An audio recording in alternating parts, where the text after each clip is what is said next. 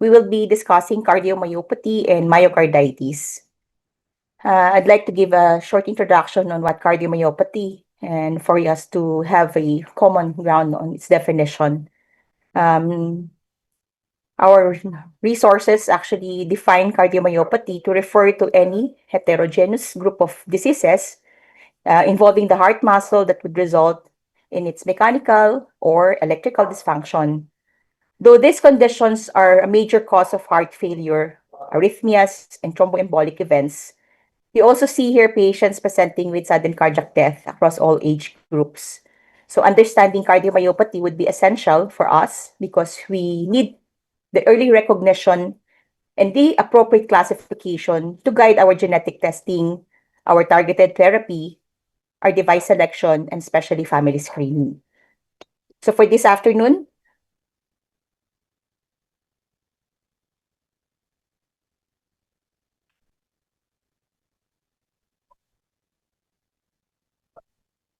sorry, there's a problem with.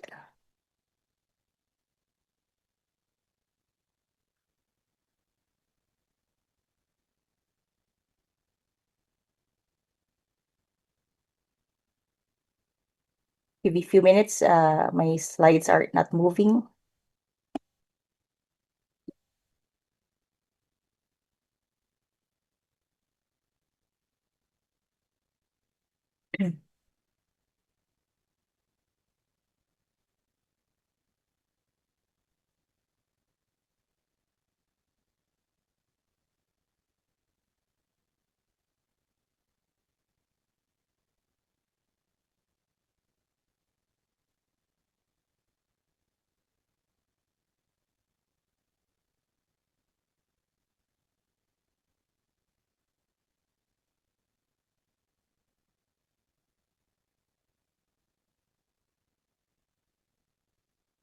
Can you see the screen?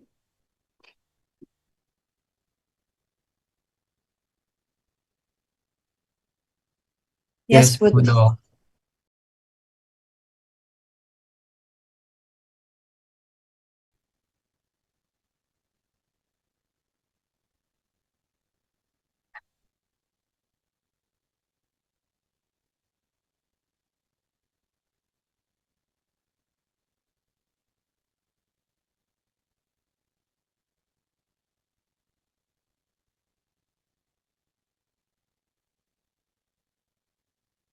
Okay. So let's start by enumerating our learning objectives for this afternoon. That at the end of this lecture, we'll be able to define what cardiomyopathy is and its etiologies. We classify cardiomyopathies based on the recent classification, recognize key clinical features, and outline the diagnosis and management.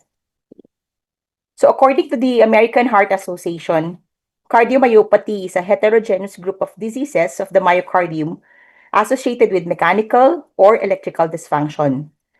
The term cardiomyopathy is intended to actually exclude any other cardiac dysfunction that results from other structural heart disease. So those we know from coronary artery disease or those with primary valve disease or severe hypertension are not supposedly if we were to be very strict, would be excluded from the use of the word cardiomyopathy. In general use, we also see or hear clinicians with the phrase ischemic cardiomyopathy that sometimes apply to describing diffuse dysfunction attributed to multivessel coronary artery disease, and non-ischemic cardiomyopathy to describe those that are that are myopathic from other causes. But as of 2013, cardiomyopathies are defined as disorders characterized by morphologically and functionally abnormal myocardium in the absence of any other disease that is sufficient by itself to cause the observed phenotype. It was also further elucidated that specific cardiomyopathies will now be attributable to genetic disease. In contrast, myocarditis is an inflammatory disease of the myocardium. A key concept to remember here is that your myocarditis can actually cause cardiomyopathy, particularly dilated cardiomyopathy. Let's see how this genetic predisposition, as well as the associated sites of abnormal gene products, will cause cardiomyopathy. This is a picture taken from your Harrison, from your textbook, where your major functional groups of sarcomeric proteins, your actin, your myosins, the dystrophin complexes, as well as the connective cell membrane, actually show us its relationship to each other and the sites where the defects can actually happen. Although this image may be overwhelming, it may look overwhelming, this image actually summarizes how the heart contracts, conducts electricity, maintains its structure, and develops disease. So at the end of this image, hopefully, you would be able to explain why defects in different proteins produce different types of cardiomyopathy and arrhythmias. But let's begin by looking at the big picture. Okay? This cardiomyocyte can be functionally divided into 5 interconnected systems. Your sarcomeres, which are responsible for force generation, your cytoskeletons and your Z-disc, which is responsible for force transmission and sensing, your cell membranes and your junctions for structural and electrical coupling, your calcium handling and your ion channels for their timing and rhythm, the nucleus for gene regulation and adaptation. So this disease can occur in any of this system when they fail. Let's look individually at these specific locations. We'll start with the sarcomeres, which are the contractile apparatus. So when we see here the sarcomere at the bottom of this diagram, the key proteins that would be important here would be your actin, the thin filaments, and your myosin, which are your heavy chains or your thick filaments. You also see here importance of your troponin I, C, and T, as well as your tropomyosin and your titins. The mechanism of contraction happens when an action potential actually reaches the cardiomyocyte. So this time, calcium now enters your cell. Your calcium will now bind to your troponin C, and your tropomyosin moves away from the actin's binding site, and your myosin now binds with your actin, and thus generates force using your ATP. Your titin will act as as parang springboard, no? Actually, it's a molecular spring that prevents overstretching and contributes to the stiffness, no, of your diastolic movement. Okay, so the clinical correlation of this important group is that hypertrophic cardiomyopathy will happen when there is an increase in the calcium sensitivity and hypercontractility. Your dilated cardiomyopathy happens when there's reduced force generation, often due to your titin mutations. This explains why your HOCM or your HCM or hypertrophic cardiomyopathy will have a preserved or increased systolic function, but will have an impaired relaxation. The second group would be your Z-disc and your cytoskeletons, which are responsible for force transmission and sensing. And this contraction is useless unless force is transmitted efficiently. So the Z-disc anchors your actin filaments and aligns your sarcomeres. So the important proteins here would be your actinin, your ZASPs, your myopalladins, and your desmin. Your ZASP serves as both a structural protein and a signaling adapter. It links your mechanical stress to your intracellular signaling pathways. So the important concept here is that the Z-disc is a sensor, a mechanical sensor, not just a scaffold. So the clinical relevance of this group now is that when you have mutations in your Z-disc protein, they often cause early onset cardiomyopathy, and the symptoms may appear before even if you haven't seen a severe systolic dysfunction. The next group is your dystrophin and glycoprotein complex. Okay.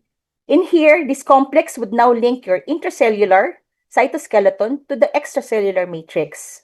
The key component here would be your dystrophins, your this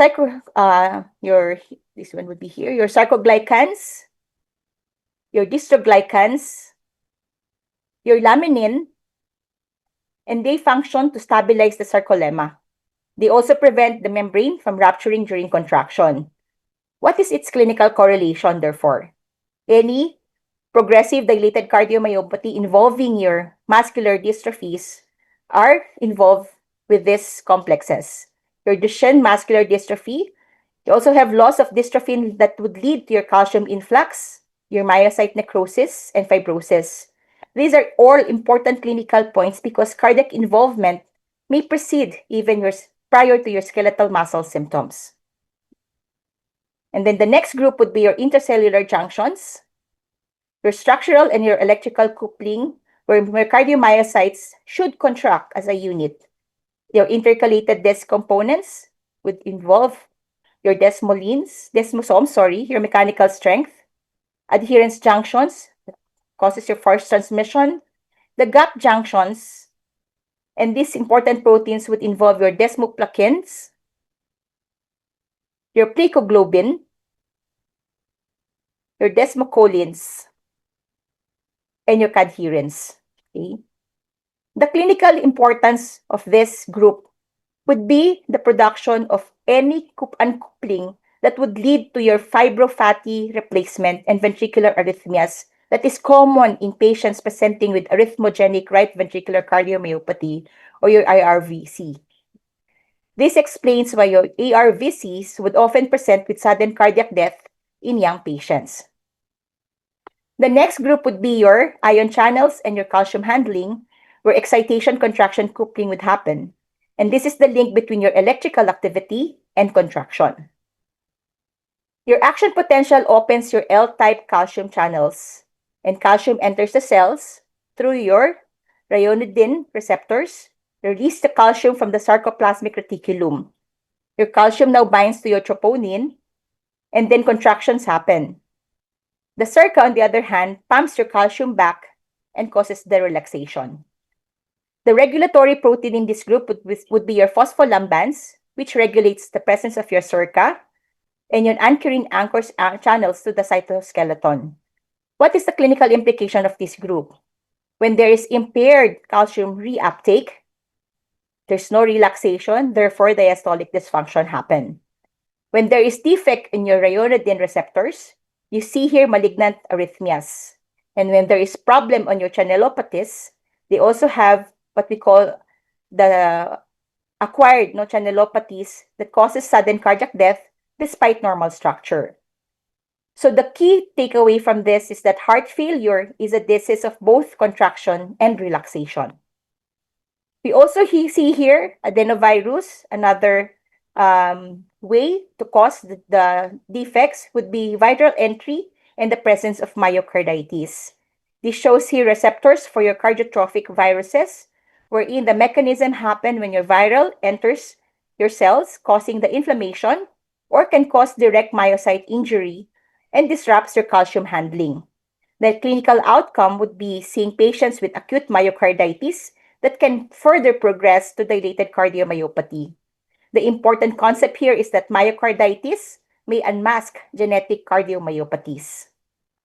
And then we see here last your nuclear envelope and your gene regulation, and wherein your nucleus is mechanically connected to the cytoskeleton. The key proteins here are your lamin, ACEs, and your emerin. The clinical relevance of any defect lying in this group would be your laminopathies that can cause cardiomyopathy with early conduction disease and high arrhythmic risk even with modest LV dysfunction. This is an important information where it highlights why genetic testing would have a good prognostic value. So again, to summarize this image, we would want to see that your sarcomeres generate force, your cytoskeleton transmits and senses the force, your cell junctions synchronizes contraction, your calcium controls timing, and your nucleus adapts gene expression. And cardiomyopathy is best understood as a system-wide protein network disease, not just a single gene defect. This is a tabulation lifted from your Harrison, where they now classified all the gene products specific to the complexes we mentioned earlier, as well as the way these gene defects are inherited, autosomal dominant or X-linked, autosomal recessive, the specific cardiac phenotype, and the extracardiac manifestations. This is overwhelming, actually, but for our purpose, I would like you to emphasize on the more common genetic defects in the representative of each complex. okay, from the sarcomere to your Z-disc up to your desmosomes. Okay. So our next slide would show you the cardiomyopathy classification. I mentioned earlier that traditionally, the classification of cardiomyopathy was initially divided into three, the triad of your dilated, restrictive, and hypertrophic cardiomyopathy, initially based on autopsy specimen and later on echocardiographic findings. But remember that dilated and hypertrophic cardiomyopathies can be distinguished on the basis of your left ventricular wall thickness and cavity dimension. However, restrictive cardiomyopathy can have variable increase in the wall thickness and chamber dimension that would range from a reduced to slightly increase with a very prominent atrial enlargement. Restrictive cardiomyopathy is now defined more on the basis of abnormal diastolic dysfunction, which is also present but initially less prominent in both your dilated and your hypertrophic cardiomyopathy. So there's an actual overlap in their presentation, the gross morphology and etiology, both for your hypertrophic and dilated cardiomyopathy. So expanding this information, this classification triad based on phenotype has also been increasingly been inadequate now to define disease or the therapy. So identification of more genetic determinants of cardiomyopathy has suggested a four-way classification scheme of etiology as one, primary cardiomyopathy or secondary cardiomyopathy. The primary cardiomyopathies are those affecting primarily the heart, and secondary are due to other systemic disease. And your primary cardiomyopathies are further divided into genetic, mixed genetic, and acquired, and the last is acquired. Okay. So in practice, however, your genetic information would be rarely available, especially in our setting, and that these acquired cardiomyopathies will also be influenced by genetic predisposition, but it's actually a identification of this genetic cause will not be present initially when we see these patients. So it becomes increasingly relevant now as we classify these cardiomyopathies based on morphology to identify specific molecular targets for intervention, especially with molecular biology being taking the center stage in the next few months and years. Okay. So the AHA classifies them as primary and secondary, and this is a tabulation of the category for the cardiomyopathies, especially for the primary cardiomyopathies that would originate in the heart itself.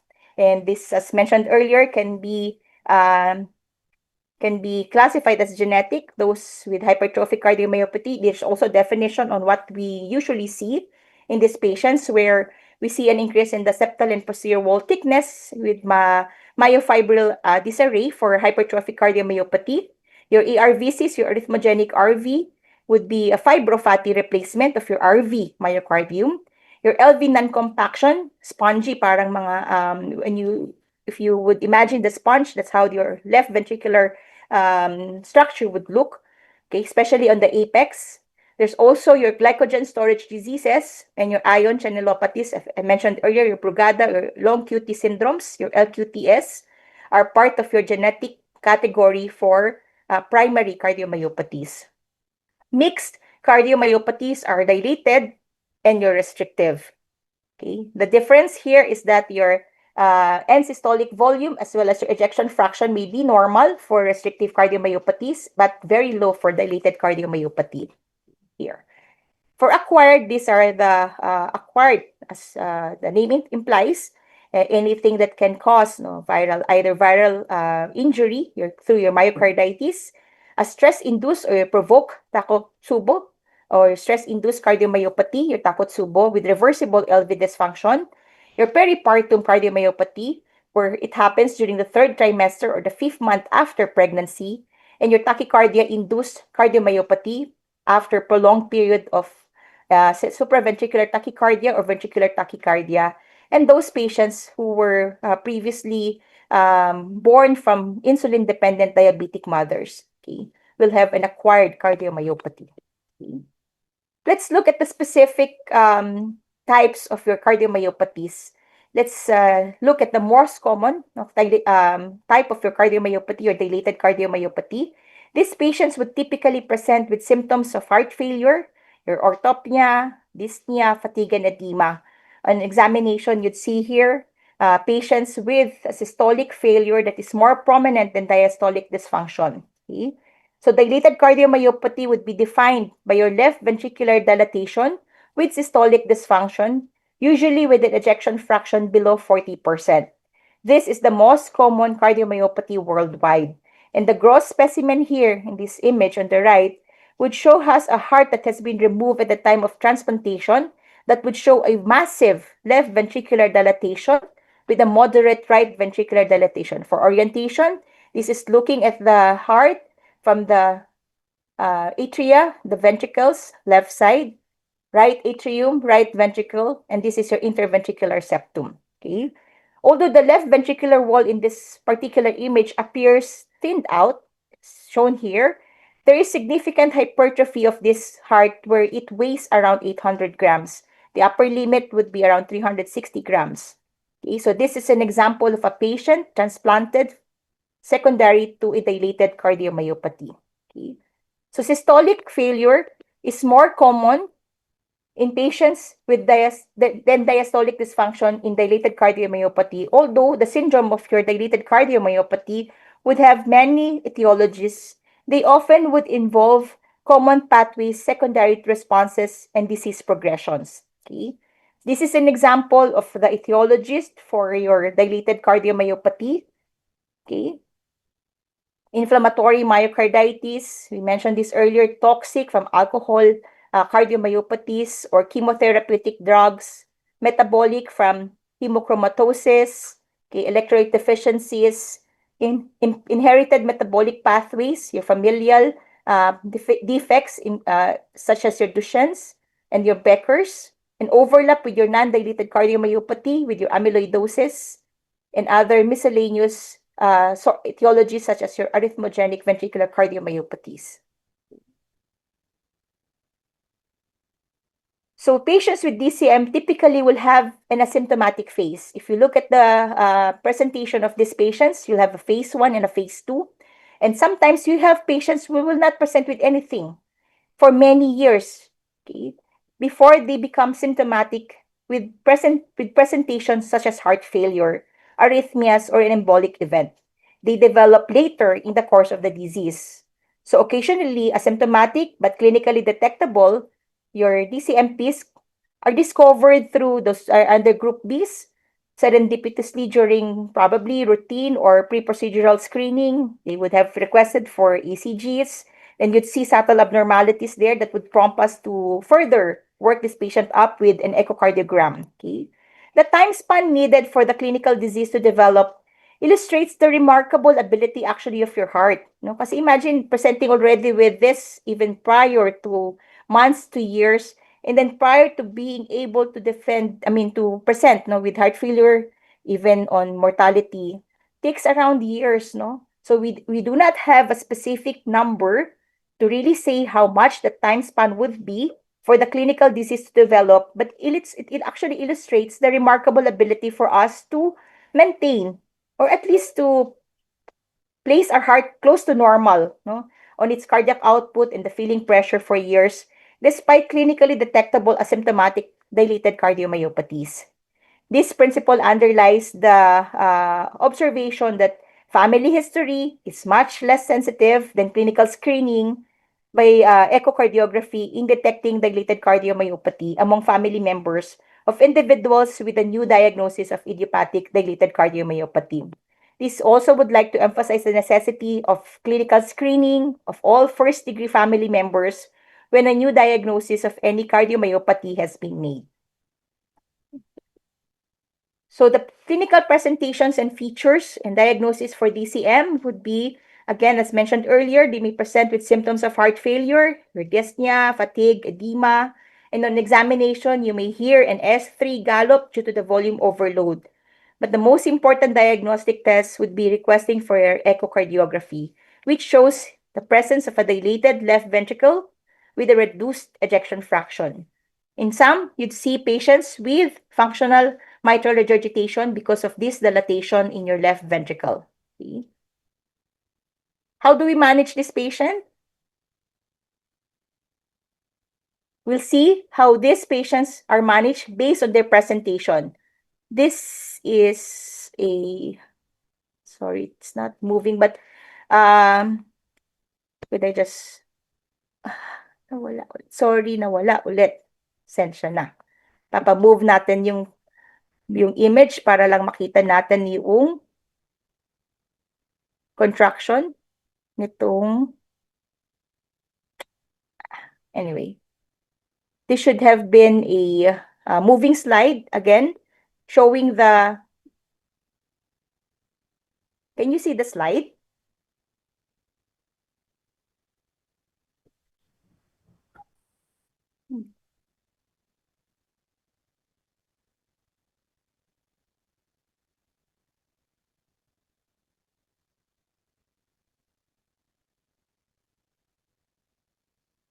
Okay. We see here a LV. Now, this for organ orientation. Kanina, baliktad yung image when we do an echo. The image would be represented opposite in relation to the probe. So this is the LV now. This is your left atrium. Looking at it in apical four-chamber view. Four-chamber because there's four chambers here. Your left ventricle, your left atrium, your right ventricle, and your right atrium. This is your interventricular septum, your interatrial septum. Okay. You see here a dilated LV compared to the usual left ventricular dimension. This is a dilated left ventricular dimension. And if this was able to move sana, you'd see here an ejection fraction that is low. The left ventricular ejection fraction would be at least less than 40%. Okay? This is an example as well of that same image, now taken at the parasternal long axis. Now, for orientation, again, this is your left ventricle, your left atrium, your aorta, your LV outflow tract, your right ventricle. This is your interventricular septum, your posterior wall, okay, taken at the dimension for your left ventricular and diastolic dimensions, and your LV ejection fraction measured through your four-chamber and your two-chamber views. So the management would always be following the guidelines, especially these patients would present with an ejection fraction that is below 40%. We followed the guideline based on the recent 2023 AHA guideline for heart failure therapy. So this would include your ACE inhibitors, your ARBs or your ARNIs. Also see here the use of your beta blockers and your mineralocorticoid antagonist, receptor antagonists, and ICD if your ejection fraction is below or equal to 35%, despite therapy, optimal therapy to prevent sudden cardiac death. We missed here a slide for your SGLT2s, your dapagliflozins, and your empagliflozins, which has now become part of the 4 pillars for heart failure management. So ACE inhibitors, ARBs, beta blockers, MRA, and your SGLT2 are part of your management for heart failure. Okay? So let's proceed to the different samples or examples of your etiologies for dilated cardiomyopathy. And one of the more common clinical etiologies we see in practice is your peripartum cardiomyopathy. Your PPM or PPCM is a idiopathic form of heart failure that occurs in the last month of pregnancy or within 5 months postpartum in women with no prior history of heart disease. This would be a very important definition for your cardiomyopathy, especially the timing. Okay? So dapat 1 month, last month of pregnancy or within 5 months postpartum. Tapos dapat no source prior to the pregnancy. Okay? The key feature here is that there's the presence of your reduced left ventricular ejection fraction with etiologies coming from the different prevalence, especially for the African descent, for those going into pregnancy in advanced maternal age. In studies, they say if you're more than 30 years old, there's a higher chance of it happening. Your PPCMs can happen if you're 30 years old and this is your pregnancy with multiparity, or patients already with hypertensive disorders of pregnancy can also have higher prevalence of your PPCM. The incidence is 1 in 1,000 or 1 in 4,000 live births globally, and mortality is actually very high. It's actually 5 to 25 depending on the prevalence and the region. Okay? The exact cause is unknown, but peripartum cardiomyopathy is not probably caused by a single mechanism. The current evidence actually supports a multiple hit hypothesis where pregnancy-related physiologic stress would unmask the genetic susceptibility, your hormonal toxicity, oxidative stress, inflammation, and microvascular dysfunction, ultimately leading to your left ventricular systolic failure. So these are some of the identified multifactorial reasons for PPCM: genetic predisposition, inflammatory cytokines, and oxidative stress, your prolactin cleavage, autoimmune mechanism that eventually results to myocardial dysfunction, your LV dilatation, and then at the end of it, heart failure. Okay? Let's see and look at how these mechanisms happen. Let's start with the pregnancy-related hemodynamic stress. Okay? So for pregnancy-induced cardiovascular changes, we know that with pregnancy, we see an increase in the blood volume by as much as 50%. We also see here cardiac output that is also increased by around 30 to 50%, and a decrease in the systemic vascular resistance and an increase in the heart rate. So lahat umaakyat, blood volume, cardiac output, and heart rate, and then vascular resistance is decreased. Why does this matter? Because when your left ventricle is chronically volume overloaded, in susceptible women, this stress can actually lead to myocardial stretch. It also causes your sarcomeric disruption, your LV dilatation, and a reduced in your contractile reserve. In normal hearts, they adapt. But for vulnerable hearts, they decompensate. So, one, pathophysiology for PPCM. Second is your oxidative stress and your STAT3 pathway dysfunction. This is one of the most established and best established mechanism for PPCM. Your STAT3 or your signal transducer and activator or transcription 3, your STAT3, normally protects your cardiomyocytes from oxidative stress. They also promote angiogenesis and prevents apoptosis. But in PPCM, there is a reduced in the activity of your STAT3. Therefore, kung wala si STAT3, your oxidative stress would increase. And oxidative stress can lead to excessive reactive oxygen species or your ROS and your mitochondrial dysfunction. You also see here myocyte apoptosis kasi sabi nga niya it prevents. So kung mababa siya, o di magpo-promote, it promotes your myocyte apoptosis. This now sets the stage for the next step, your prolactin cleavage. Okay? For the prolactin hypothesis, this is the central mechanism for PPCM. The normal physiology during pregnancy or during late pregnancy and your postpartum is that your prolactin levels should rise to support lactation. Okay? But for pathologic process, your oxidative stress now activates your catepsin, and your catepsin D will now cleave your 23D, 16 to 32 kDa prolactin. Okay, so galing ng 23 magiging 16 na prolactin fragment.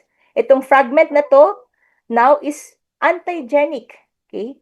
And pro-apoptotic and pro-inflammatory, okay? So dahil na-cleave mo yung 23 kDa prolactin into the 16 kDa prolactin fragment, this 16 kDa prolactin fragment is very toxic, okay? It affects the heart by causing endothelial cell damage, impairing your capillary network. It also causes ng microvascular ischemia, and syempre pinaka-importante, apoptosis. That is why in the recommendation for the treatment, they also look into the possibility of using bromocriptine, which is a prolactin inhibitor that may be beneficial in patients with PPCM. Okay? The next is your autoimmune mechanism, your anti-angiogenic imbalance, where your pregnancy on its own is a pro-angiogenic state. but late pregnancy may shift the balance, okay? So there's an increase in your soluble proteins like tyrosine kinase. There's a decrease in your vascular endothelial growth factor that will now result to endothelial dysfunction, reduced myocardial perfusion, and capillary refractions. So this is a strong overlap of the patients with preeclampsia, explaining the frequent association of your PPCM with preeclampsia. Okay. So your inflammatory and autoimmune mechanism with the elevated inflammatory markers, your tumor necrosis factors, your interleukin 6, and your CRPs, the pregnancy-related immune response would now revert your tolerance, no, reverses postpartum, but exposes the mga fetal maternal antigens and thus trigger your immune activation and causes the formation of your anti-cardiac antibodies. Okay, so the result will now have your myocardial inflammation, reduced contraction, progressive LV dysfunction, and eventually heart failure. The end of everything, probably patients with PPCM will have a genetic susceptibility, wherein this is evident by the familial clustering of PPCM and then overlap with other dilated cardiomyopathies. So the more common truncated genes identified here are your TTNs or your Titan truncating variants, your LMNase, and your MYH7. Okay, so again, pregnancy acts as a physiologic stress test revealing latent cardiomyopathies. On its own, it should not be, but because pregnancy on its own is a stress testing, it actually unravels silent cardiomyopathies.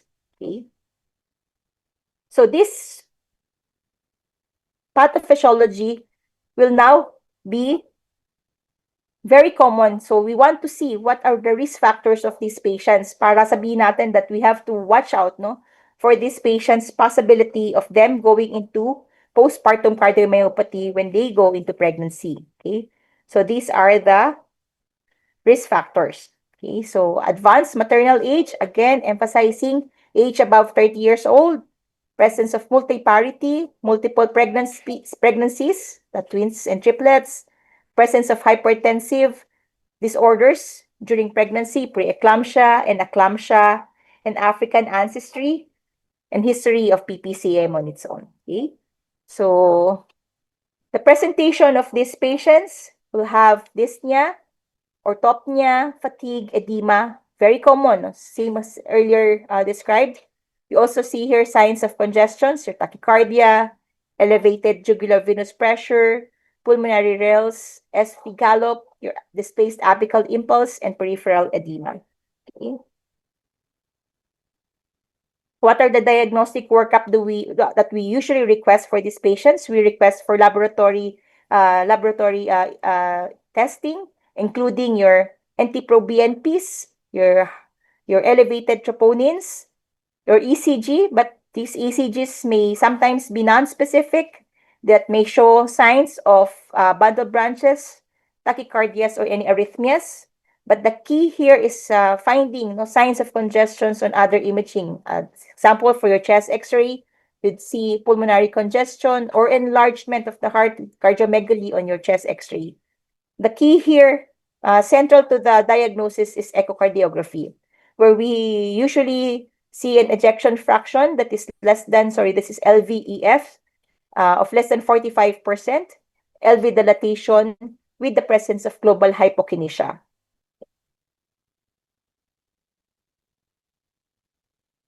So diagnostic criteria that happen with the PPCM, the heart failure may develop towards the end of the pregnancy. There is, again, no identifiable cause for the heart failure.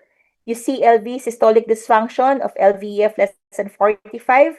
And then, because of this identification, we now treat this patient as heart failure and we manage as such. Okay.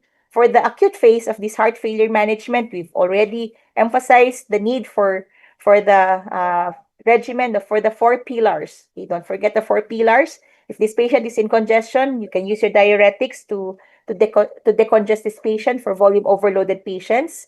Your vasodilators using your hydralazines. Syempre, you choose the medications that will be appropriate for pregnant patients, and nitrates. We also use beta blockers with your carvedilol and metoprolol. And you only use your ACE inhibitors or your ARBs postpartum because of the risk for toxicity, for the infant if we use it during the pregnancy.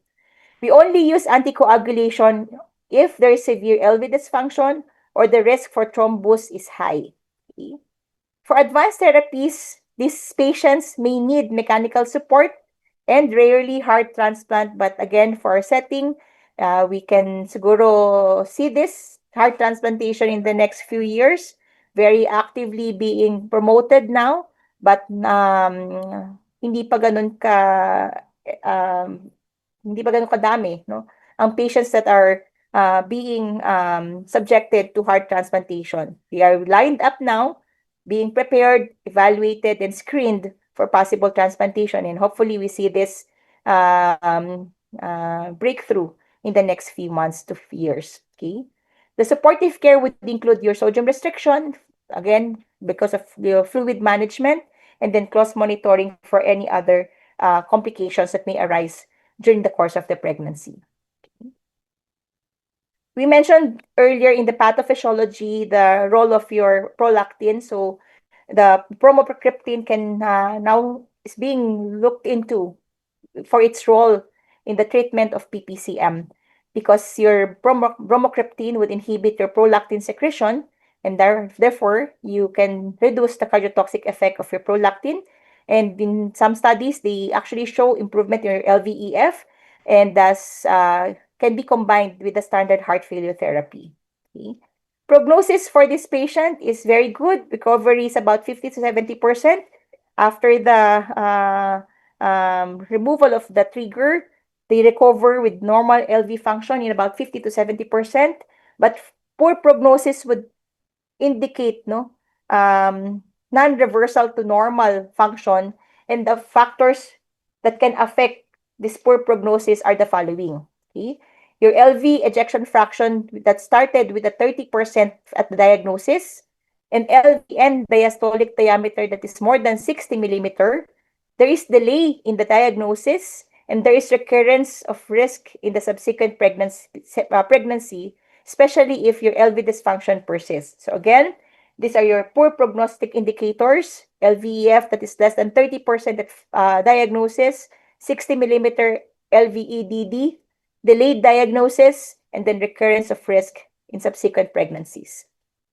So it is important that we know how to counsel and to follow up these patients by telling them to avoid future pregnancies if your LV dysfunction persists because, as mentioned a few seconds ago, the recurrence of risk is high in subsequent pregnancies if your LV dysfunction would persist. Okay. We also need regular echo monitoring until your LV function normalizes. We require them to adhere to lifestyle modifications with salt restriction, fluid management, avoidance of cardiotoxic drugs, and family counseling, especially. Okay. So in summary, for the PPCM, it is very rare, but it's a serious cause of heart failure in peripartum patients or women. So early recognition and standard heart failure treatment would improve its outcome, but echo would play a very important central role in the diagnosis and monitoring, and multidisciplinary approach would improve survival and recovery. Okay. Let's look at another example of etiology for your cardiomyopathies, and let's see toxic cardiomyopathy. Okay? Your cardiomyopathy under the toxic group caused by the direct toxic effect on the heart muscle. Okay, so in here, the toxin would lead to structural and functional myocardial abnormalities and result to your heart failure and arrhythmias. Alcohol is one of the most common toxin implicated in chronic DCMP, where excess consumption contributes to more than 10% of heart failure, including exacerbation of heart failure with structural heart disease. Pwedeng hindi pa sila in heart failure, but once they are taking in excessive amount of alcohol, these patients with structural heart disease can exacerbate the heart failure. Okay? So the estimate of the alcohol intake that would be necessary to cause cardiomyopathy are the following. So if your using about 45 ounces or 80 to 100 grams of pure ethanol daily for the past 5 to 10 years. That's about 1 liter of wine, 8 bottles of beer, or 1/2 pint of hard liquor can cause this excess. So, your frequent binge drinking may also be sufficient to trigger. Okay, ito yung tinatawag nating holiday heart, no? When you binge drink with your friends and then you feel your palpitations, arrhythmias happen, especially atrial fib. This can cause acute event for heart failure. Okay? Sorry. Okay, so the toxicity is attributed to both the alcohol and to its primary metabolite, your acetaldehyde.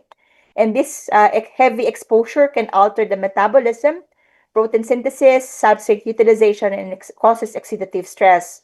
So because of the superimposed findings, there can be an underlying mutation, especially in your titines and your other DCMP disease genes that can be identified in more than 10% of patients with presumed alcohol cardiomyopathy. Next is your chemotherapeutic agents. These are another common drug implicated in toxic cardiomyopathy. So for those patients undergoing chemotherapy, there should be a judicious balance between the risk of the malignancy and the risk of the cardiotoxicity to the choice of the drug regimen. So it also be important for us clinician to note that the drug regimen will have a important role in profiling your patient's cardiovascular status and possibly the underlying genetic factors that can influence its reaction to the cytotoxic drug. Okay?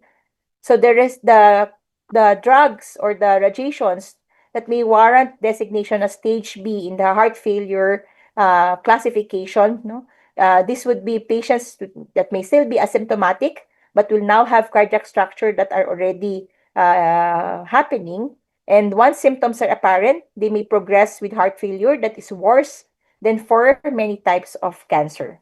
Okay. So the epidemiology for these toxic cardiomyopathies are very rare but clinically significant. Again, you have to identify high-risk populations, especially those patients with chemotherapy that are cardiotoxic, for those patients with chronic alcohol use, or those with chronic drug use, such as your cocaine and your amphetamines. Okay? The pathophysiology for the production, no, for the injury would be its direct myocardial injury that will now cause your cell death and fibrosis.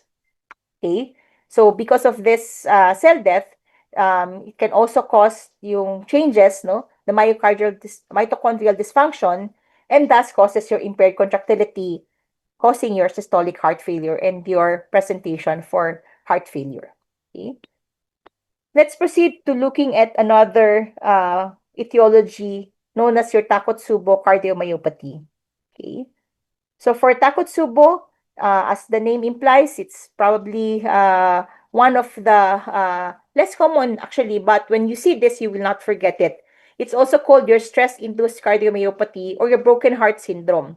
The more siguro special na information about your Takotsubo is that it is also called your apical ballooning syndrome kasi yung apex niya, this area of your LV would balloon out, no, lolobo, no, compared to the rest of the left ventricle. This is characterized by a transient LV dysfunction, again, often triggered by emotional or physical stress. And what is very nice about this is that they are usually reversible. So let's hope for the reversibility when you see patients with Takotsubo. Okay?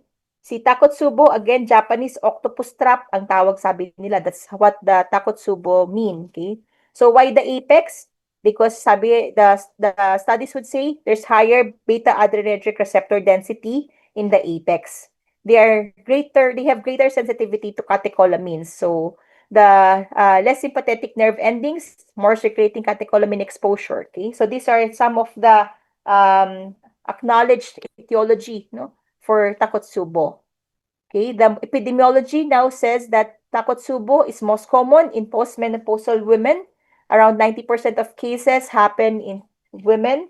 Sabi nga na, widow, in distressed or loveless daw. So, siguro stress-induced nga talaga. And accounts for about 1 to 2% of those suspected with uh, acute coronary syndrome cases. So, we mistake this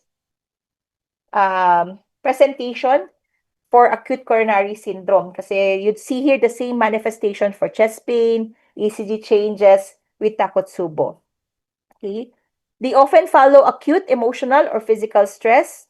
And again, grief, anger, fear, shock, these are all emotional triggers. Your physical triggers can be any surgery, severe illness, an asthma attack can actually cause possible Takotsubo cardiomyopathies. Okay, so anything that would increase catecholamine surge or high stress hormone can cause your Takotsubo. The pathophysiology for the Takotsubo is that there this occurrence, no, there is occurrence of your catecholamine surge that's causing your myocardial stunning. There is transient apical ballooning of your left ventricle, and your coronary arteries are usually normal when we do see this on angiogram, but they recover usually happening after days to weeks. Sabi, 2 weeks, no, 14 days after. You can see reversal of your LV dysfunction.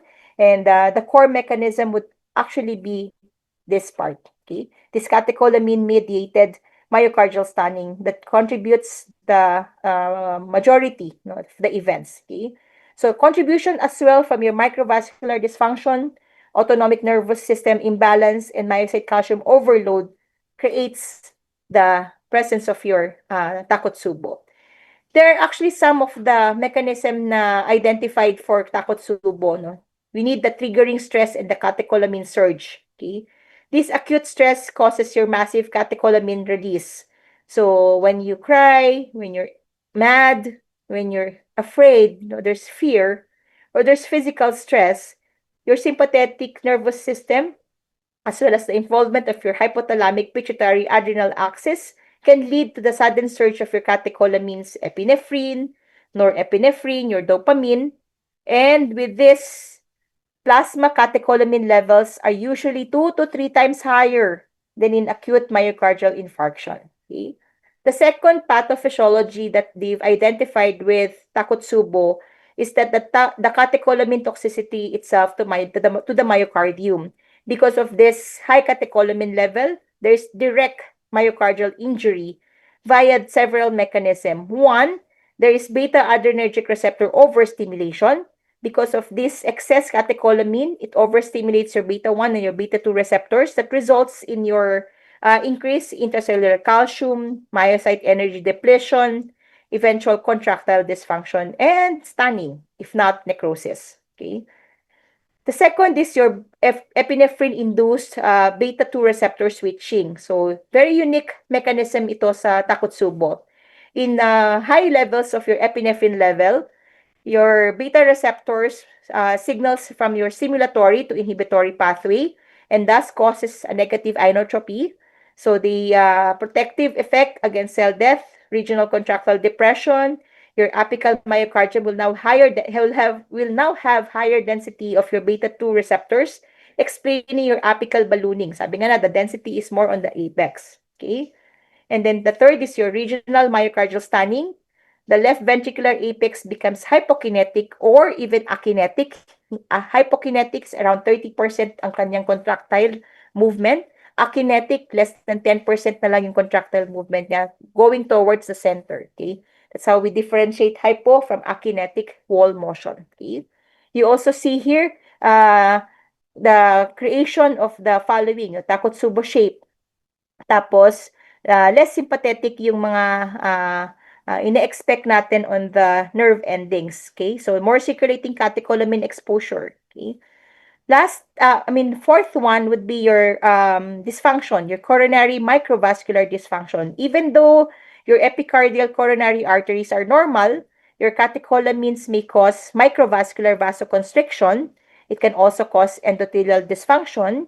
It can also cause impaired coronary flow reserve. So this now leads to one, a transient myocardial ischemia, but there is no permanent infarction. That would explain the finding of a obstructed coronary arteries on angiogram. Okay, so this finding of these microvascular changes can explain the patient's presentation of chest pain. It can also explain the ECG findings of ST elevations on these patients and a mild troponin elevation in patients with Takotsubo. Okay.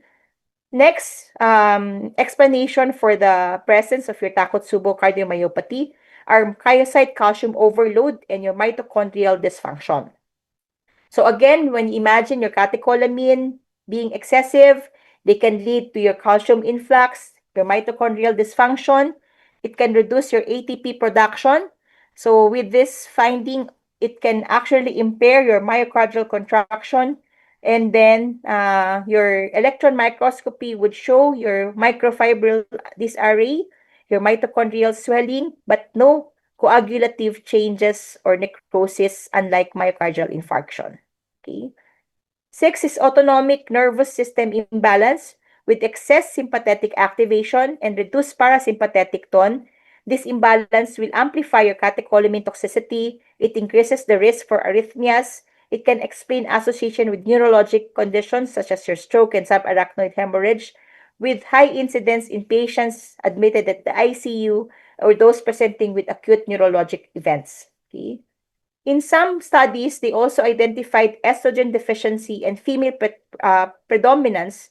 As I mentioned, usually elderly women no ang nagpe-present dito because your estrogen, as they say, will have supposedly cardioprotective effects. No, they also modulate your sympathetic activity and improve your endothelial function. But the postmenopausal woman will have a reduced estrogen. So with the reduced estrogen, they have an increased catecholamine sensitivity, thus higher susceptibility to myocardial stunning. So this explains why 90% of the cases occur in postmenopausal women. Okay. We also see inflammatory and oxidative stress component as an explanation for this because your catecholamine excess triggers your oxidative stress, inflammatory cytokine release, and you see here findings of myocardial edema on your MRI, minimal inflammatory cell infiltration, no irreversible fibrosis though. Okay, so you don't see this fibrosis yet. Okay, so there's a recovery phase for Takotsubo with catecholamine levels normalizing eventually, your beta adrenergic signaling returning to baseline, and your microvascular function improving a few days after the event. This would now result to a complete recovery of your LV function, usually within days to weeks. Okay, this reversibility is the hallmark of your Takotsubo cardiomyopathy. Okay? The clinical presentation for your Takotsubo, as we mentioned kanina, they have patients will present with chest pain. They mimic no acute coronary syndrome. They may present with dyspnea, palpitations, or syncope. They can have, by history, you elicit no an emotional or physical stress prior to their presentation of this chest pains, and rarely would they present with cardiogenic shock. The diagnosis will have non-specific findings, but again, they mimic no MI. So you see ST segment elevations or T-wave inversions on your ECG, a mild elevations in your troponin, but the echo will play a very important role because your echo will show this apical, very specific hallmark finding on your echo of an apical ballooning and an LV dysfunction. Okay. Coronary angiogram, no obstructive coronary artery disease.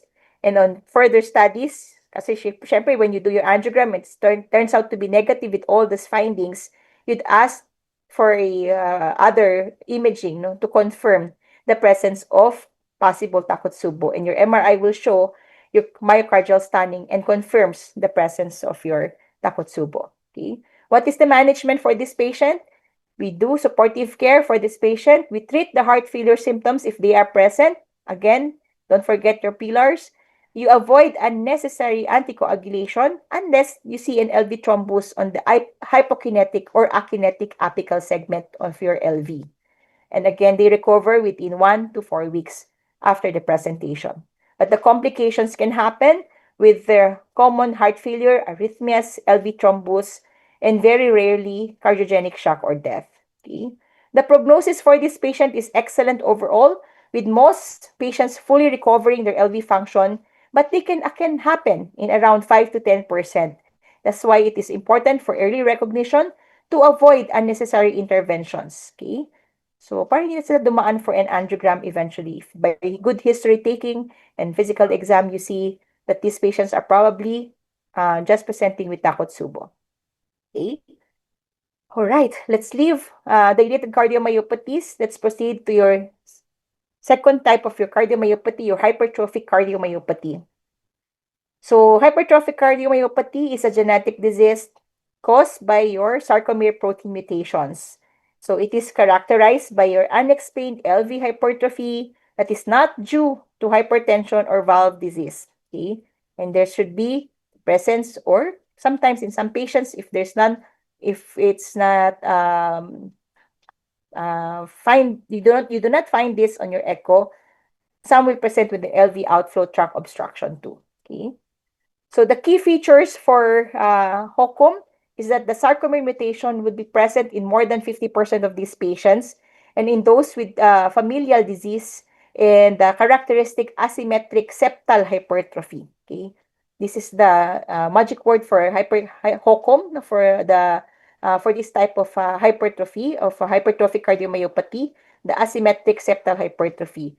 More than 9 different genes with 1,500 mutations have been implicated, although 80% of these patients will have mutations in either your MYH7 or your MYBPC3 for your HOCM. Okay?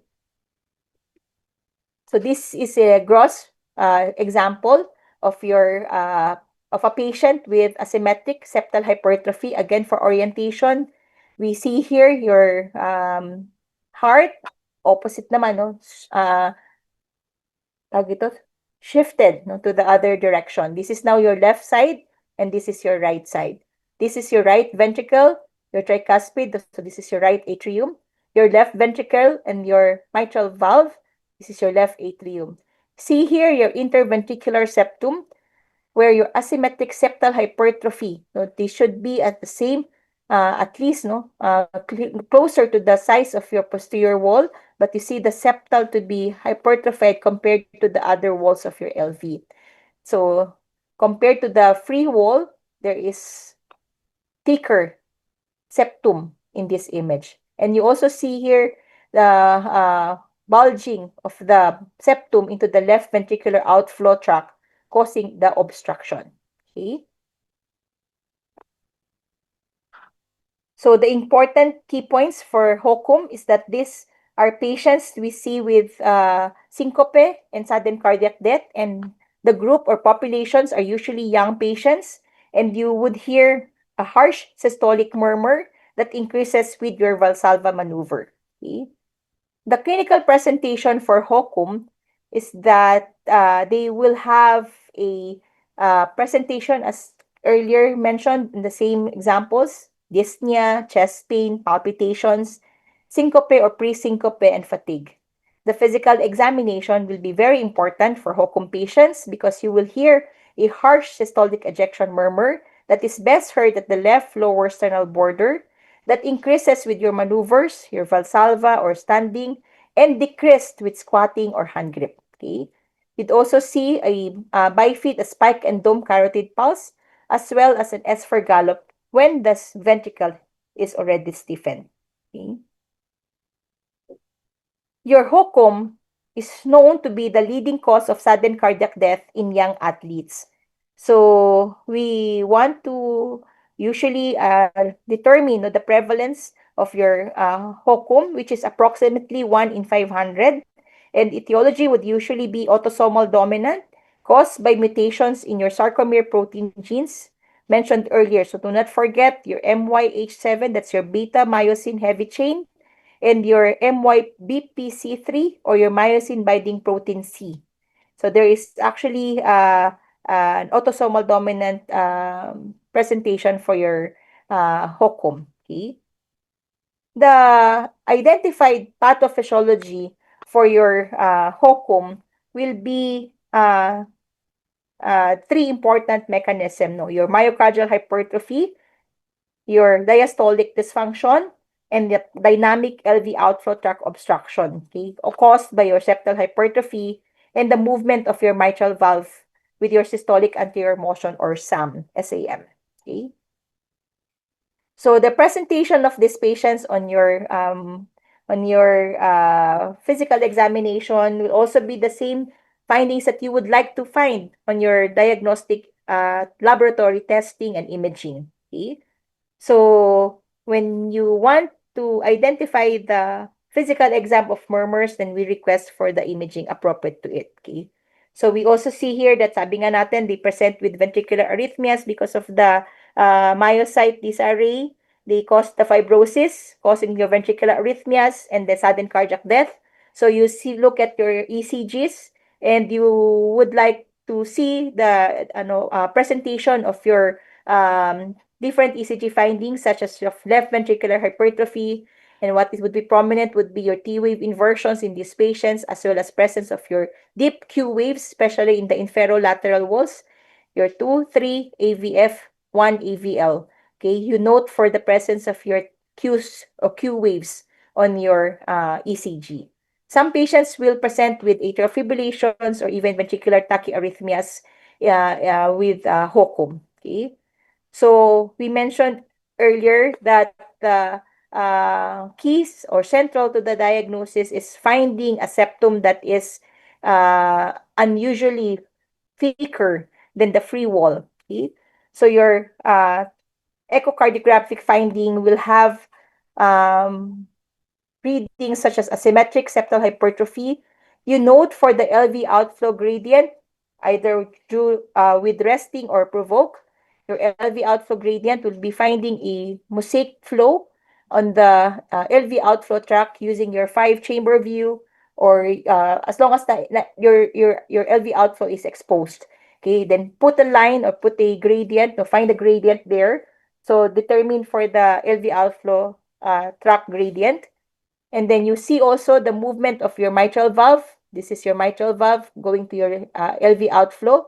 If there is a systolic anterior motion of your mitral valve, then this is also a sign for HOCM, and diastolic dysfunction through your diastolic parameters with your reversals of your E primes, and your presence of mitral regurgitations. Okay, so these are echocardiographic, again, key tests, no, for determining HOCM. Okay.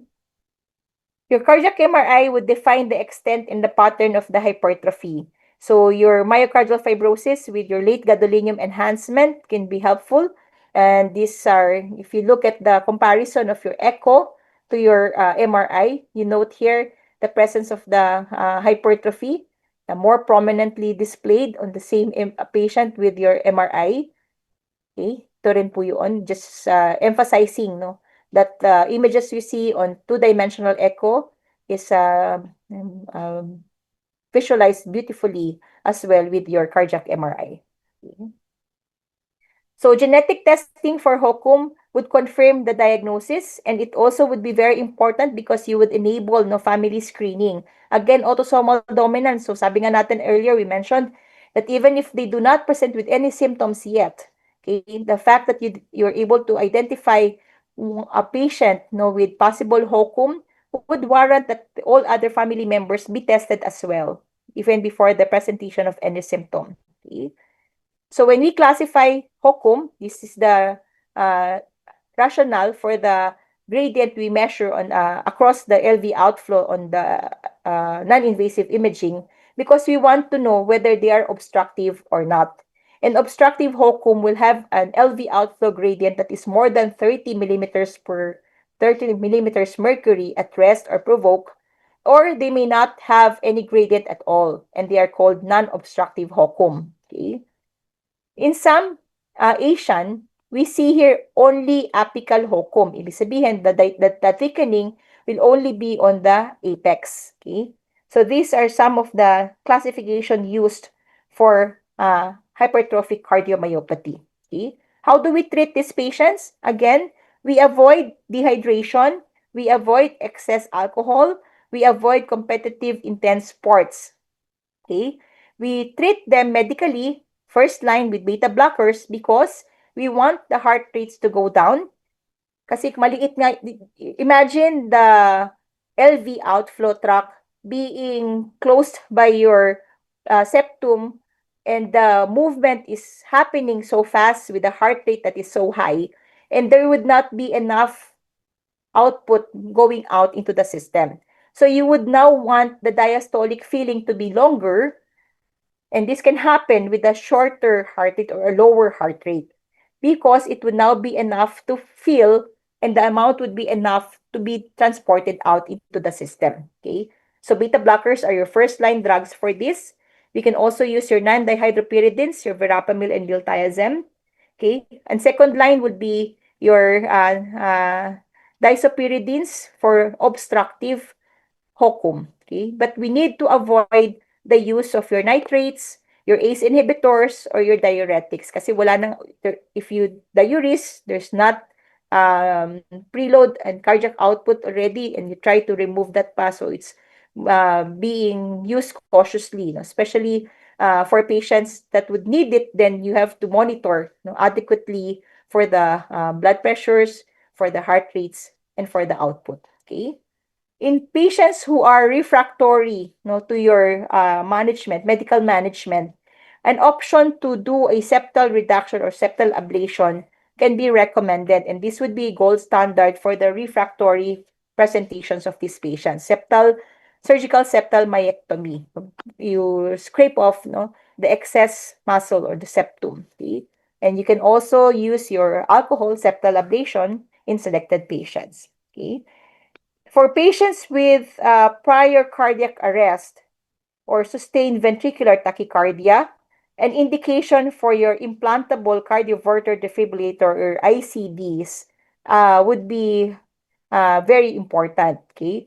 It is, sabi nga natin, any sudden cardiac death risk stratification that is high would also warrant the implantation of your ICD. And these major risk factors are the following: a strong history of sudden cardiac death, an unexplained syncope, massive LV hypertrophy where your septum is more than 3 or 30 millimeters, the presence of non-sustained ventricular tachycardia on your Holter monitor, and extensive late gadolinium enhancement on your MRI, as well as an abnormal BP response to exercise in younger patients, warrant the implantation or the consideration for the implantation of your ICD. Okay? So because of this, being an autosomal dominant disorder, it is recommended to do family screening, especially for first-degree relatives, for patients who would have a ECG or echocardiography findings uh, pertinent to your HOCM, and if genetic testing for mutation can be identified, and a lifelong follow-up because of the variable penetrance in these patients. Okay, the prognosis for HOCM patients they actually have near normal life expectancy, but morbidity is related to the presence of your heart failure, atrial fibrillation and stroke, or the presence of sudden cardiac death. In 1 to 20 patients, we will progress to overt systolic dysfunction with a reduced ejection fraction with or without dilated remodeling. Okay? The sudden death risk is 1% per year for patients with HOCM. Okay, so, and the last of the triad for cardiomyopathy is your restrictive cardiomyopathy. So, before going into the last type of your cardiomyopathy, siguro it would be very important to note that for the previous discussion on HOCM, your LV outflow obstruction is dynamic. So your HOCM would be not just an LV hypertrophy. Remember, it's not just the hypertrophy that's happening. There should be a sarcomeric genetic disease present for it to be considered as under HOCM. And your echo and your MRI are the central imaging, no, for both diagnosis and risk stratification. Okay. Okay. So, comparing that early two discussions on DCMP and your HOCM, let's look at restrictive cardiomyopathy. So, restrictive cardiomyopathy is characterized by an impaired ventricular filling. They can have a normal or near normal systolic function. They will have a non-dilated ventricles, sometimes normal, and then but you would need to see, your markedly enlarged by atrium. Okay, by atria. Okay, so atria are typically enlarged, leading to your diastolic heart failure. So ang prominent feature ng restrictive cardiomyopathy is not a systolic failure but rather a diastolic heart failure. So the ventricles are stiff but are not dilated or hypertrophied. Okay? The core problem in cardiomyopathy, restrictive cardiomyopathy, is their decreased ventricular compliance that would lead to your elevated feeling pressure. They would have a rapid early diastolic feeling followed by an abrupt cessation kasi nga Stephen, hindi niya siya makakapag-adjust with the feeling. But there will be a preserved EF in the early stages of your disease. Okay? So this would result in systemic and pulmonary venous congestion resembling constrictive pericarditis. Okay? So there's restrictive cardiomyopathies, a rare form of cardiomyopathy, can occur both in adults and children. Okay? The more common presentation in adult is your amyloidosis, and amyloidosis is the most common restrictive cardiomyopathy etiology. Often misdiagnosed or underdiagnosed because they are just classified as heart failure with a preserved ejection fraction or sometimes as constrictive pericarditis. But on its own, it is actually a restrictive cardiomyopathy. Okay? So the pathophysiology, as we've mentioned, there's increased stiffness, rapid feeling, diastolic feeling that is abruptly stopped because of the stiffness. And then because of this difficulty in feeling, they now go back, backflow siya, elevated feeling pressures in both ventricles, initially presenting with the preserved ejection fraction. This table again is lifted from Harrison because for the causes of your restrictive cardiomyopathy and the types that is encountered in clinics. Okay, the most common are your infiltrative causes, as I mentioned, your amyloidosis. This is the most common infiltrative cause for your RCM worldwide. Okay, your sarcoidosis is also under this group, and your hemochromatosis. Okay. You also have your non-infiltrative causes, your idiopathic, familial, and scleroderma, as well as storage diseases, your Fabry's, your glycogen storage diseases. Okay? You also see here an overlap with other cardiomyopathies. Okay? You have endomyocardial diseases such as your endomyocardial fibrosis, your hypereosinophilic syndrome or your Loeffler cardiomyopathy, and your radiation-induced cardiomyopathy. So the clinical presentation for patients with restrictive cardiomyopathy will again present with the same heart failure we've been keep repeating for the past few slides with a preserved ejection fraction. Their symptoms may be a progressive dyspnea, fatigue, peripheral edema, ascites, and orthopnea. But your orthopnea here may be less prominent than in dilated cardiomyopathy. And their signs you'd see are elevated jugular venous pressure, your Kussmaul signs, your hepatomegaly, so right-sided ito mga to, no? Peripheral edema, often with no significant cardiomegaly. So there's a disproportionate right-sided failure with minimal cardiomegaly despite the severe symptoms. Again, often no murmurs unless you see valvular involvement. Okay.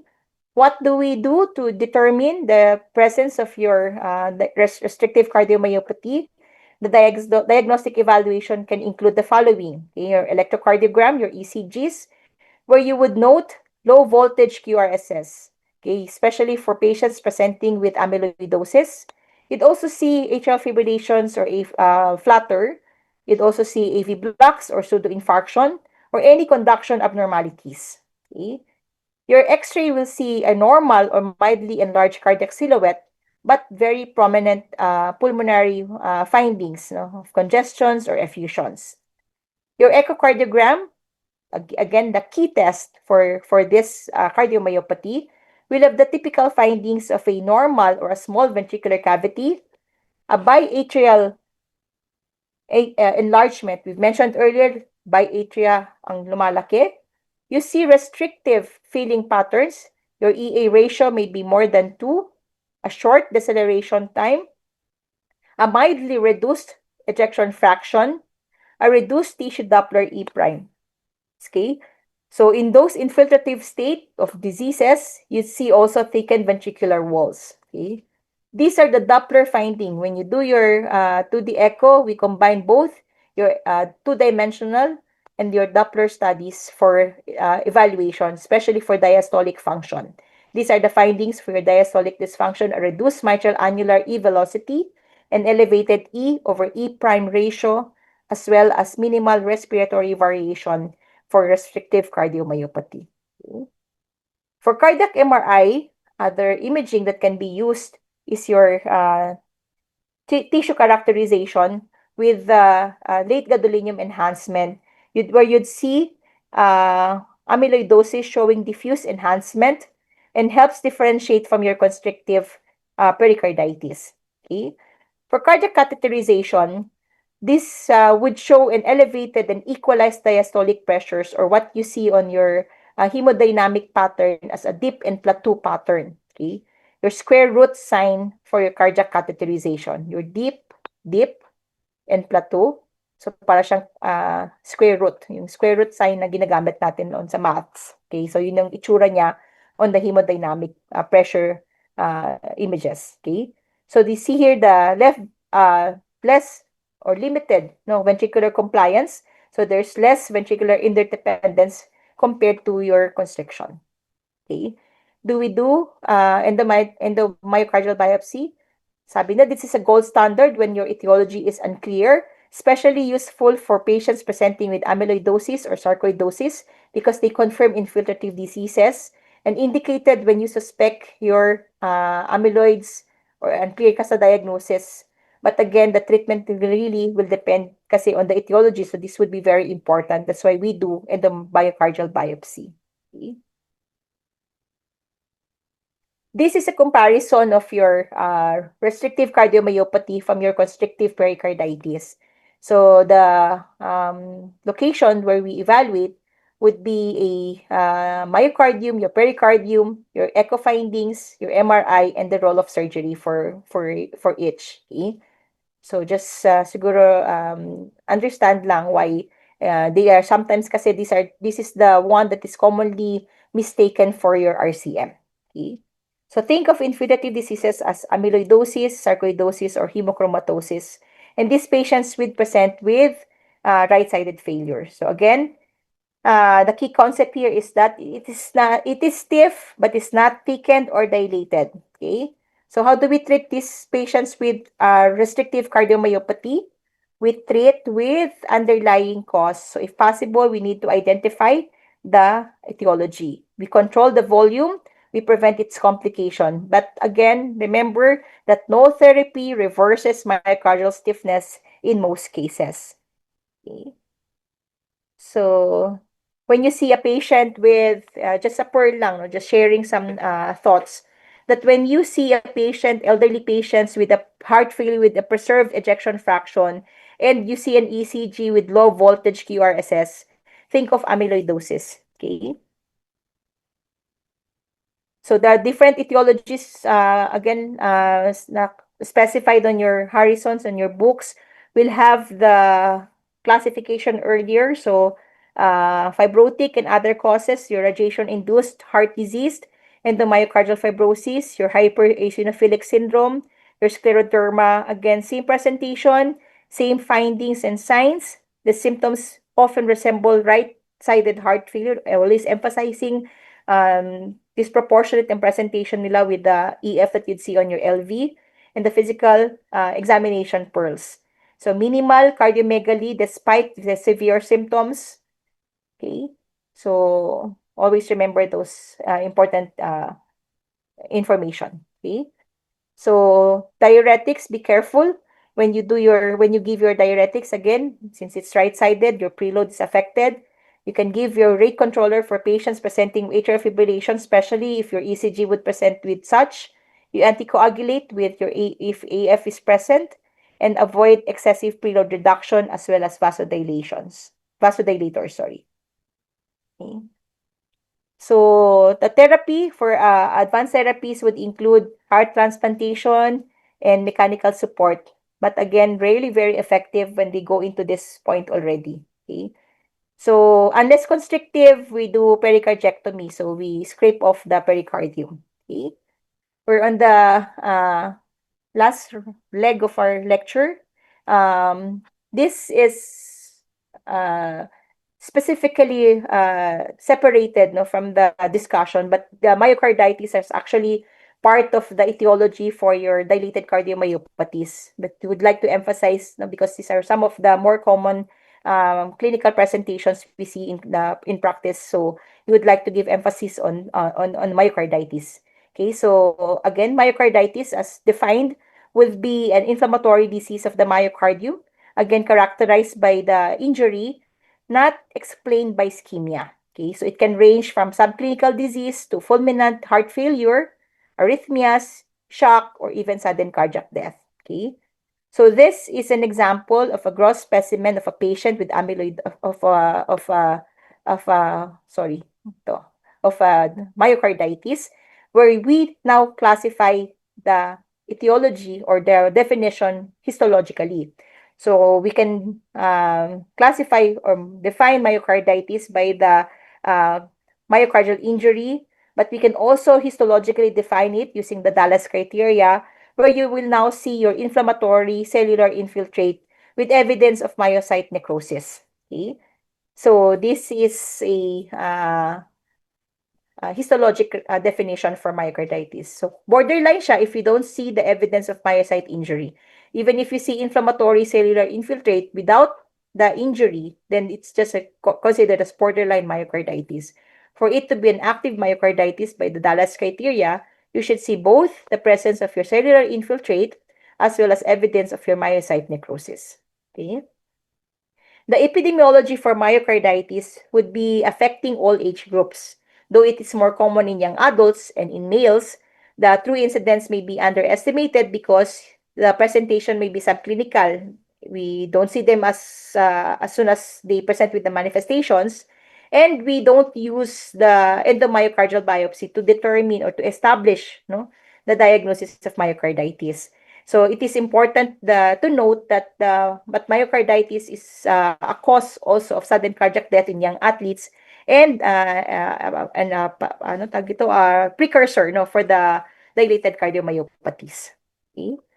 So the etiology for myocarditis are as follows. So very busy slide, but emphasis would be just sharing with you the more common etiologies for carditis, and the most common worldwide would still be viral. Okay, this would be your coccidioviruses, your adenovirus, your parvos, human herpes virus 6, your SARS-CoV-2, your influenza HIVs are the group under viral etiology for carditis. You also see here bacterial sources, your Corynebacterium diphtheriae, your Borrelia burgdorferi, as well as your Mycoplasma as bacterial sources. The Chagas disease, your Trypanosoma cruzi, is one of the uh, established, no, parasitic source for carditis, and the most common infectious etiology for cardiomyopathy. Okay. So for toxic group, these are your alcohol, your cocaine, your chemotherapeutic drugs, and some studies will now also say vaccine related.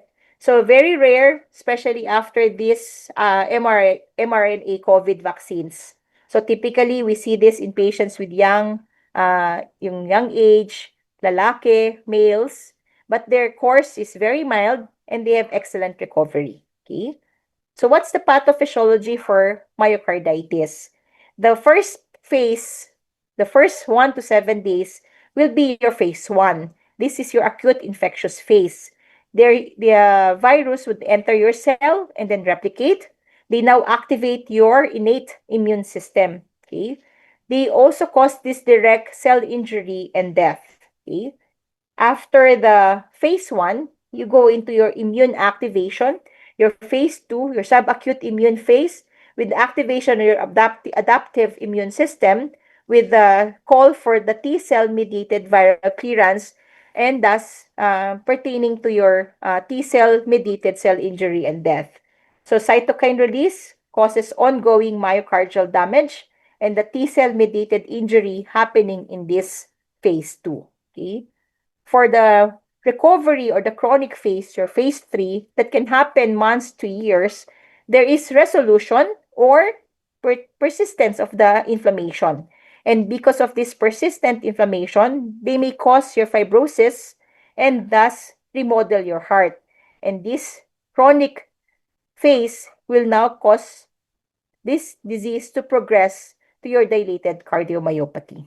So, again, acute phase between 1 to 7 days, subacute or your phase 2 between 1 to 4 weeks, and then months to years for your recovery. If they do not recover, they can go to chronic phase and thus leading eventually to your dilated cardiomyopathy.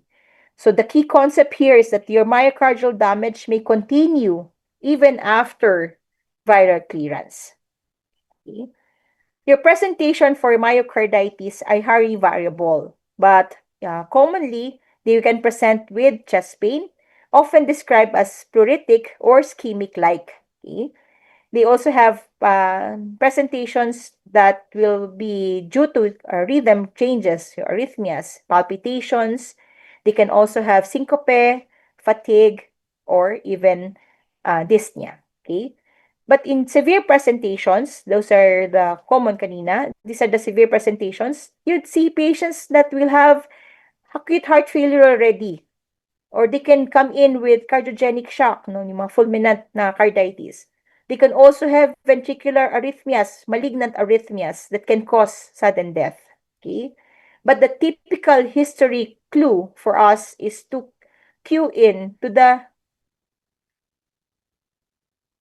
event of a recent viral illness that happened at least a week or 4 weeks prior to the presentation. That would be the typical historic clue that we will have to unravel or uncover. Okay? And their physical examination, they may mimic MI, especially in young patients.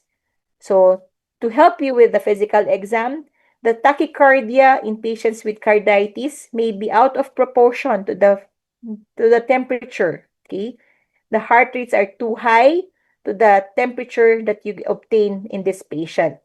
You see, as you see signs of heart failure, you hear the S3 gallop, and in some, if the pericardium is involved as well, you can hear your pericardial rub.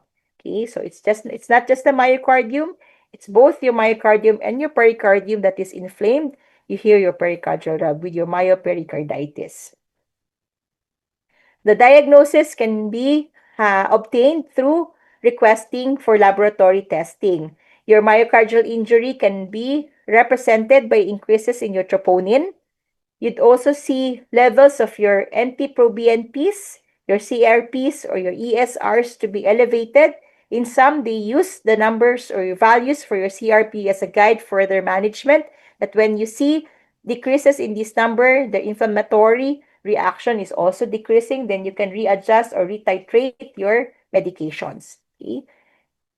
Viral serology may be of limited value because, as I mentioned, they come in very late. So your virus testing may not be helpful, no, especially in patients coming in for a later period during the course of the disease.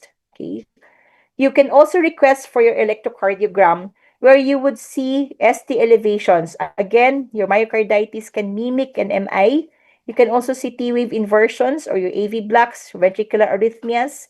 And these ECG findings are non-specific but are very common. Okay?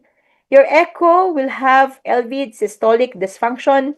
You can see regional wall motion abnormalities, but the majority of these patients will present with pericardial effusion and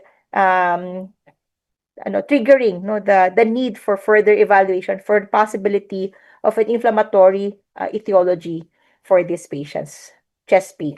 Okay. Cardiac MRI would be a gold standard non-invasive test using your Lake Lois criteria where you see myocardial edema in your T2 weighted MRI.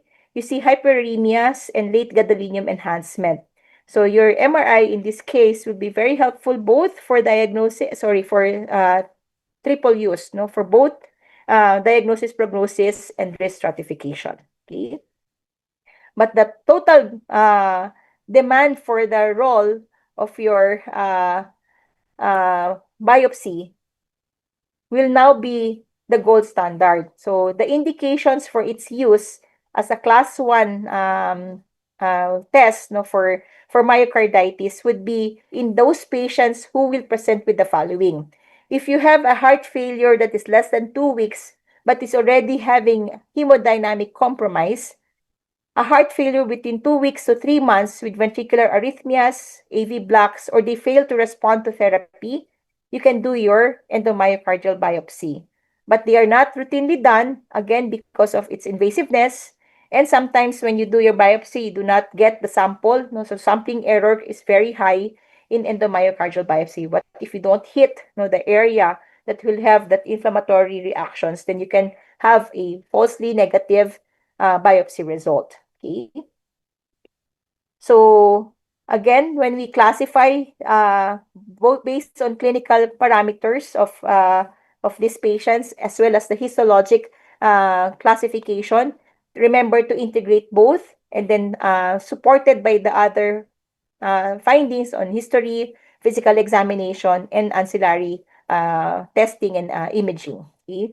We manage this patient with the general principle of it being supportive. Okay? We treat the heart failure and the arrhythmias and again advise them to avoid any strenuous activity, especially in the next 3 to 6 months. Okay? Again, always emphasizing the need for the heart failure regimen. Don't forget your SGLT2s, your empagliflozins, and your dapagliflozins as part of your heart failure management on top of your ACE inhibitors, ARBs, and your ARNIs, your beta blockers, your MRAs, and diuretics if in volume overloaded. Your arrhythmia management would be required because, again, with carditis, very labile, very they change. No, the rhythms change very, very, very often and very significantly. Yes, it is important that you hook these patients for continuous monitoring. And if need to treat these rhythms, then an antiarrhythmics may be indicated. And for those presenting with AV blocks, your pacemakers or temporary pacings may be placed to support the rhythm. Okay? Your prognosis for patients with myocarditis is highly variable. If you started off with a preserved LV function or very minimal fibrosis on your MRA, they will have good prognosis. But if you see these patients with presentation of an LV ejection fraction that is already low on presentation, with ventricular arrhythmias, especially VTACs, and persistent late gadolinium enhancement on your MRI, they will have poor prognosis. And this will have to be emphasized, no, when you treat these patients. Okay, so fulminant myocarditis may have better long-term recovery if your patient survives the acute phase. What are the complications, therefore, of this patient for myocarditis? We mentioned earlier, they can go into chronic heart failure, they can have ventricular arrhythmias, thromboembolism, sudden cardiac death, and syempre, as mentioned, dilated cardiomyopathies. Okay, so I think that's the last part of the discussion, but I'd like to leave the class with this last slide with the triad of your three cardiomyopathies in terms of the parameters, their typical presentation, and the different with the different types, your dilated cardiomyopathy, your restrictive cardiomyopathy, and your hypertrophic cardiomyopathy.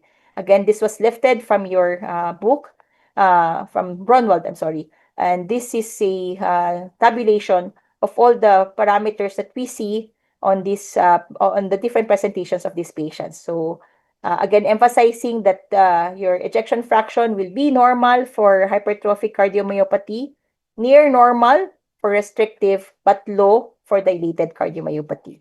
Okay? Your ventricular dimension would be high or big, hypertrophied for dilated cardiomyopathy and for dilated cardiomyopathy, but restrictive will have a decreased in the LV and diastolic dimension. Okay?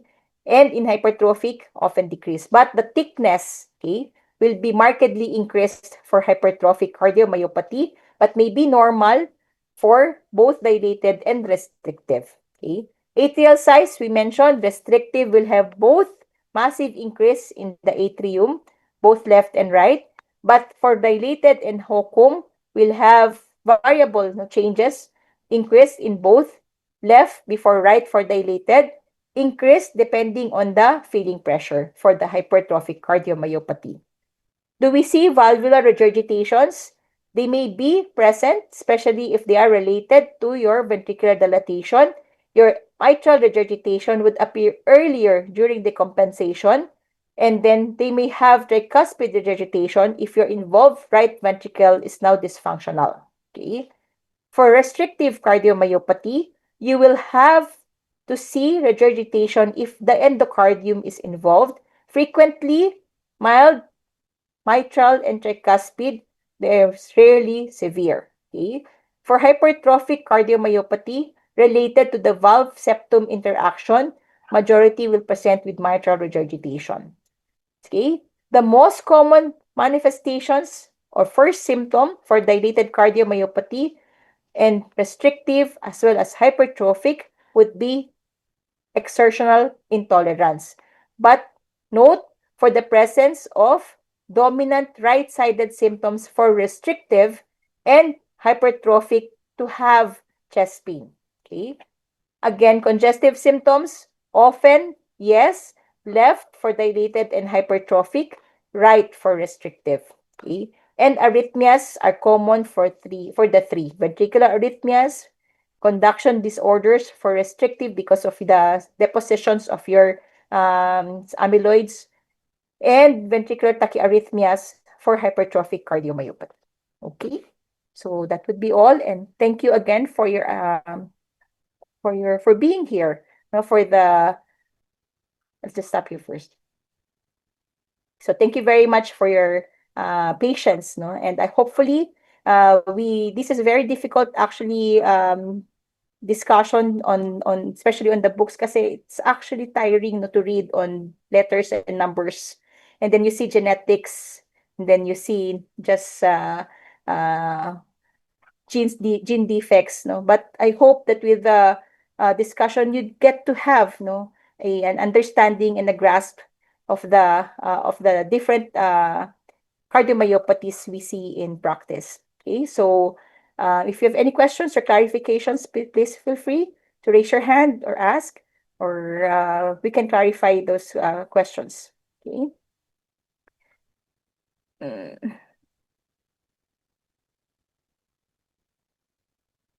Okay. Sana hindi masyadong mabilis, but I hope that it triggers some of the imaginations no ng class no for the different cardiomyopathies. And once we see in practice, I hope that when you see them, hindi kayo magugulat. And then again, as I mentioned, the genes now are genomics is being given, no? Being magnified now in center stage siya ngayon, no? Because of the need no for the determination of these defects even prior to their presentation. And then genomics now actually is helpful because we anticipate even before they come in with the sudden cardiac death presentations. Okay? So kung wala nang tanong, I hope to see you with sa clinics in the next year.